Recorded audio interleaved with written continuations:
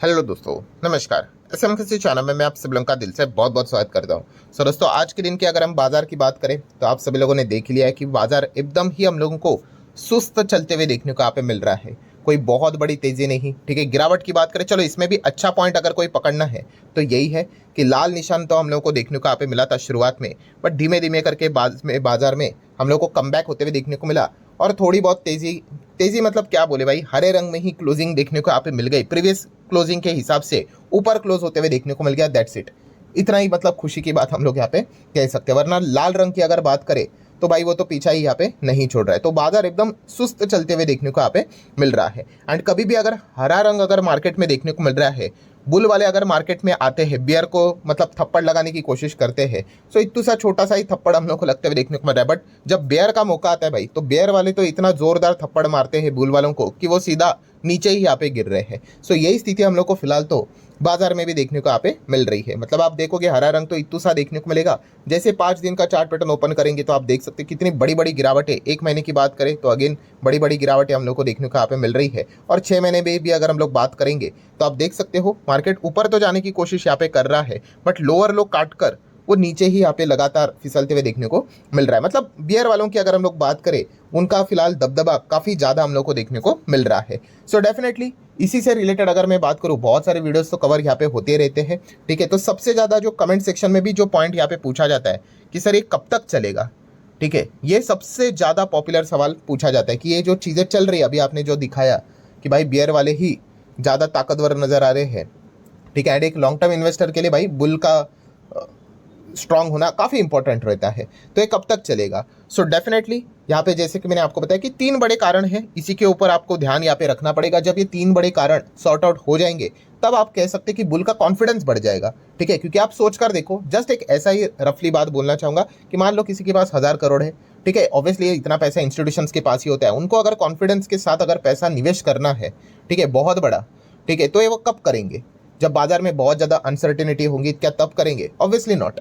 तो ऑब्वियसली ये जो सारी चीज़ें हैं, ये जब तक खत्म यहाँ पे नहीं होगी या फिर इससे रिलेटेड कोई इंडिकेशन नहीं मिलेंगे, एग्जैक्टली फुल स्टॉप तक कोई नहीं रुकता है, इंडिकेशन पहले मिलना स्टार्ट होते हैं कि हाँ भाई अभी ये तूफान शायद से रुक जाएगा करके, तब वो शायद से हम लोग को वापस होते हुए देखने को यहाँ पे मिल जाते हैं। तो ये 3 पॉइंट्स आप लोगों ने यहाँ पे ध्यान में रखने यहाँ पे होने चाहिए। और इसी से रिलेटेड मैं कई समय से वीडियो बनाकर भी आपको बता रहा हूँ, ठीक है। मैं देखता हूँ काफ़ी सारे रिटेल इन्वेस्टर होते हैं, वो क्या करते हैं, रैंडमली बस किसी में भी कभी भी पैसा लगाते हैं। ऐसा नहीं, सिचुएशन को भी समझना है आपने, ठीक है। कंपनी अच्छी है तो नो डाउट आपको टेंशन लेने की जरूरत नहीं, बट फिलहाल की सिचुएशन ऐसी है, हो सकता है आपको वही अच्छी कंपनी है शायद से और डिस्काउंट के ऊपर मिले, वो भी चीज़ें आप लोगों को देखने को मिल सकती है। सो 3 पॉइंट की अगर हम लोग बात करें तो सबसे बड़ा मेजर प्रॉब्लम तो आपको पता ही है, लगातार एफआईएस जो बिकवाली यहाँ पे कर रहे हैं, इसी चीज़ के चलते हम लोग को गिरावट होते हुए देखने को मिल रही है। आप देख सकते हो रोज की अगर हम लोग बात करें तो हैमरिंग हम लोग को होती हुई देखने को यहाँ पे मिल रही है। सो फॉरेन इंस्टीट्यूशनल इन्वेस्टर यहाँ पे बिकवाली कर रहे हैं। एंड ऐसी बात भी नहीं है कि भाई कि कोई शॉर्ट टर्म की बात है, ठीक है। मतलब एफआईएस की अगर बात करें तो स्टिल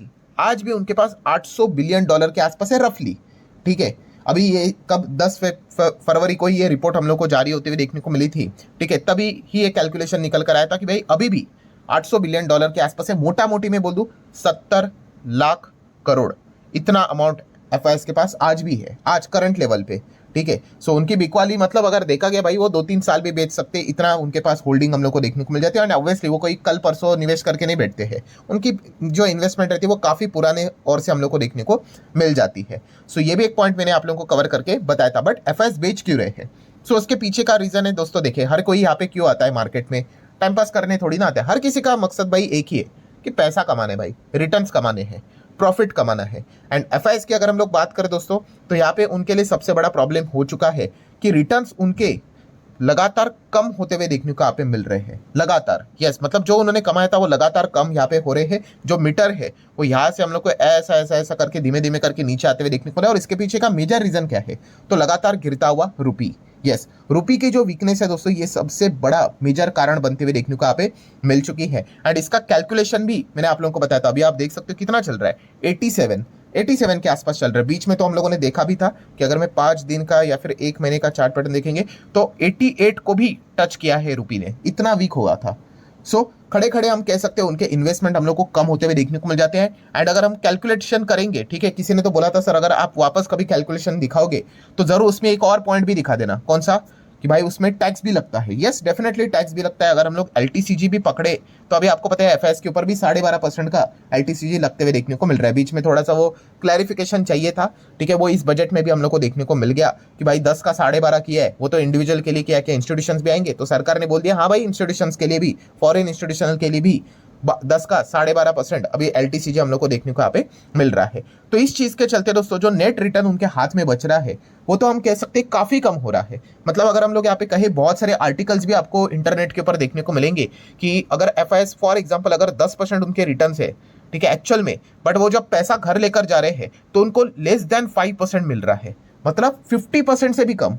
वाई? बिकॉज लगा, क्योंकि वो पैसा घर पे लेके जाएंगे, वो रुपये में थोड़ी ना लेके जाएंगे, वो डॉलर में लेके जाएंगे। एंड डॉलर अगर देखा गया रुपये के अगेंस्ट बहुत स्ट्रांग हो रहा है, एंड इनका इन्वेस्टमेंट फिलहाल रुपये में है, तो वो कम होते जा रहा है, ऊपर से टैक्स भी है तो और कम हो रहा है। तो ये सबसे बड़ी दिक्कत उनके लिए क्रिएट होते हुए देखने को यहाँ पे मिल चुकी है। जैसे कि अगर मैं कैलकुलेट करके बताऊं, $100 अगर उन्होंने निवेश किया था फॉर एग्जांपल 80 के हिसाब से, ठीक है, तो 8,000 का उन्होंने 8,000 रुपये का शेयर खरीदा था, ठीक है। एंड अगर मान लो उस चीज के ऊपर उनको 10% के रिटर्न्स मिले तो कितना हो गया? 8,800, ठीक है। अगर मैं इसको प्लस करके चलूँ तो 8,800 हो गए, ठीक है। अभी मान लो उनको ये पैसा निकालना है, 10% का रिटर्न हुआ था, तो ऑब्वियसली उनको पैसा निकालना है तो उनको कैपिटल गेन देना पड़ेगा। नॉर्मल में बात कर रहा हूँ तो 800 के ऊपर उनको क्या करना पड़ेगा? 12.5% का टैक्स देना पड़ेगा, जो कि होता है 100 रुपया, ठीक है। मतलब इन शॉर्ट 8,800 माइनस 100 रुपया सरकार को देना पड़ेगा, तो 8,700 उनके हाथ में बच रहा है।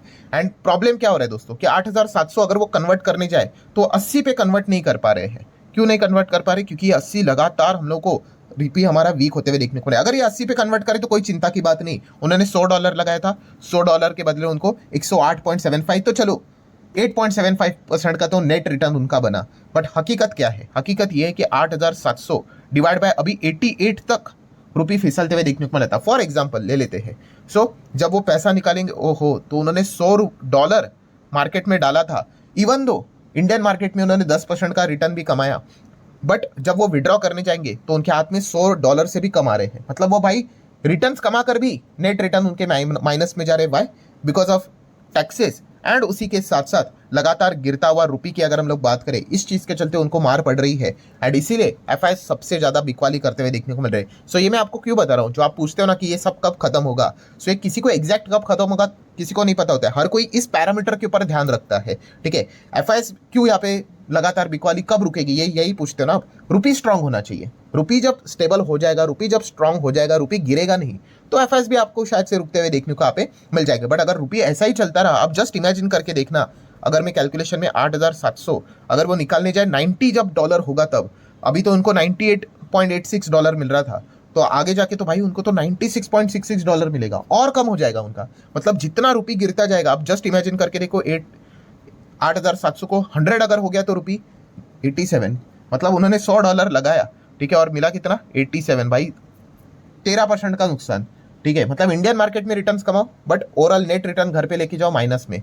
तो ये दिक्कत हम लोग को फिलहाल तो एफआईएस के और देखने को यहाँ पे मिल रही है। नो डाउट इसका सोल्यूशन यूजुअली ये नहीं होता है कि सारे टैक्सेस हटा दो करके, तो ये ऐसा नहीं होता है। रुपये को कमजोरी जो देखने को मिल रही है वो सबसे बड़ा प्रॉब्लम देखने को यहाँ पे मिल रहा है। उसके ऊपर कुछ भी करके यहाँ पे सोल्यूशन यहाँ पे निकालना चाहिए। एंड अगर हम इसके आगे भी बढ़े कि वाई, कौन सा वाई, कि भाई एफआईएस बेच रहे बिकॉज ऑफ कमजोर रुपये, हाँ, तो भाई रुपये क्यों कमजोर हो रहा है, उसके पीछे का रीजन क्या है? तो दोस्तों डॉलर, यस, डॉलर लगातार स्ट्रांग होते हुए देखने को मिल रहा है। और डॉलर क्यों स्ट्रांग हो रहा है?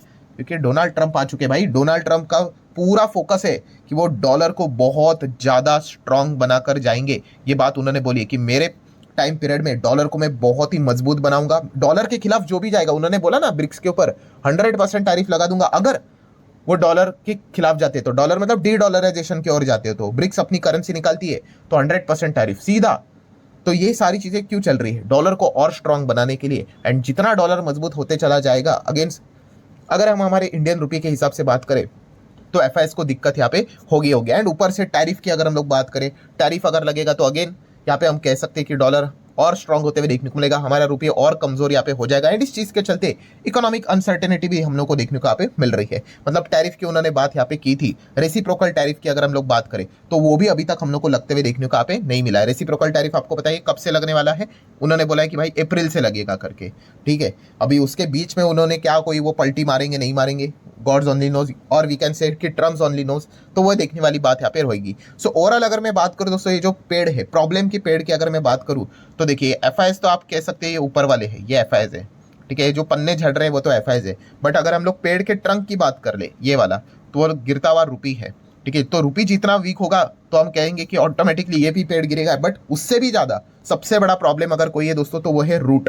एंड रूट क्या है दोस्तों, तो वो है ट्रम्प। यस, इस फसाद की जड़ की अगर हम लोग बात करें, प्रॉब्लम की जड़ की बात करें, ठीक है, वो है ट्रम्प। अगर ट्रम्प नॉर्मलाइज अगर सारी चीजें कर दे, जो कि वो नहीं करेंगे, मैं हाइपोथेटिकली आपको समझाने के लिए बोल रहा हूं कि एकदम कुछ यहाँ पे नहीं करेंगे, जैसे बाइडन थे वैसे एकदम वो शांत रहेंगे, कोई दिक्कत नहीं, तो ऑटोमेटिकली हमारा रुपी भी आप देख सकते हो क्या बाइडन की कार्यकाल में इतना गिरा क्या, तो इतना नहीं गिरा है, ठीक है। एंड ट्रम्प के आने के चलते आप यहाँ पे देख सकते हो अभी तक एक हफ्ता नहीं, एक महीना भी पूरा नहीं हुआ है। 20 जनवरी से स्टार्ट किया था, 20 फेब अभी तक पूरा नहीं हुआ है। सो रुपी की हालत देखिए। सो अगले 3-4 साल तक उनका कार्यकाल रहने वाला है, तब तक वो रुपी की क्या हालत करेंगे, क्या अनसर्टेनिटी करके रखेंगे, एंड इस चीज के चलते एफआईएस फिर क्या करेंगे, काफी बड़ी अनसर्टेनिटी हम लोग को देखने को मिल रही है। यही सबसे बड़ा प्रॉब्लम है, ठीक है। एंड जैसे कि मैंने कहा कि अप्रैल में हम लोग को सारी चीजें देखने को मिलने वाली है रेसिप्रोकल टैरिफ को लेकर। एंड इंडिया ने भी बोला है, इंडियन कंपनीज ने भी बोला है कि यस वो कॉशन स्टैंस लेकर चल रहे हैं, मतलब सावधान होकर चल रहे हैं कि एग्जैक्टली वो क्या करेंगे क्या नहीं करेंगे, ठीक है। मतलब वेट एंड वॉच मूव वो अपनाते हुए देखने को यहाँ पे मिल रहे हैं। सो कंक्लूजन क्या है दोस्तों, तो कंक्लूजन यही निकल कर यहाँ पे आता है कि बुल का कॉन्फिडेंस अगर आपको चाहिए, हरा रंग अगर बाजार में यहाँ पे चाहिए, तो इतनी भयंकर जो अनसर्टेनिटी है, ठीक है, उसमें बुल का कॉन्फिडेंस शैटर हो जाता है, ठीक है। एंड जब तक अगर हम लोग बात करें, अभी उन्होंने एक नया टास्क दे ही दिया है कि भाई उन्होंने बोला है कि अप्रैल तक वो डिसाइड यहाँ पे करने वाले हैं, तब तक अभी बुल एग्जैक्टली क्या करेंगे कोई इंडिकेशन मिलता है तो डिफरेंट पार्ट। मतलब उसके पहले हम कह सकते हैं कि बहुत बड़ा पैसा मार्केट में कोई बुल वाले लगाते रहेंगे, वो भी बिना किसी इंडिकेशन के, उसके चांसेस भी काफी कम होते हुए देखने को यहाँ पे मिल जाते हैं। तो इसलिए हम कह सकते हैं कि जो बाजार है ओवरऑल हम कह सकते हैं क्या देखने को मिल रहा है, काफी सुस्त चलते हुए देखने को यहाँ पे मिल रहा है, ठीक है। अभी उसके बीच में अगर कोई ट्रम्प का मन बदल गया, क्योंकि वो चलता रहता है भाई, उनका यू टर्न कोई ले लिया, ठीक है, एंड इस चीज के चलते अगर चीजें नॉर्मलाइज होगी तो डिफरेंट पार्ट है, बट वो भी एक देखने वाला चीज जरूर रहेगा। प्लस ऊपर से आपको बताइए उन्होंने कनाडा मैक्सी के ऊपर टैरिफ लगाया था, माफ नहीं किया है उन्होंने, एक महीने का टाइम, मतलब फेब मंथ के एंड में उन्होंने बोला था कि मैं डिसाइड करूंगा करके, उसका भी जवाब आना बाकी है। सो बहुत कुछ ड्रामा चलने वाले हैं। तो जैसे वीडियो के शुरुआत में ये जो मैंने आपको चार्ट दिखाया था भाई, कि फसाद की जड़ की अगर हम बात करें, यस आपको अगर ये चीजें देखनी है कि कब खत्म होगी, तो आपको ट्रम्प के ऊपर ही ध्यान रखना पड़ेगा कि ट्रम्प की पॉलिसीज क्या है, रणनीति क्या है, उससे आपको इस सवाल का जवाब मिलेगा ही मिलेगा। सो आशा करता हूं दोस्तों वीडियो हेल्पफुल लगा होगा, चाहो तो आप इसको like as well as share कर सकते हो। मिलते हैं नेक्स्ट वीडियो में, तब तक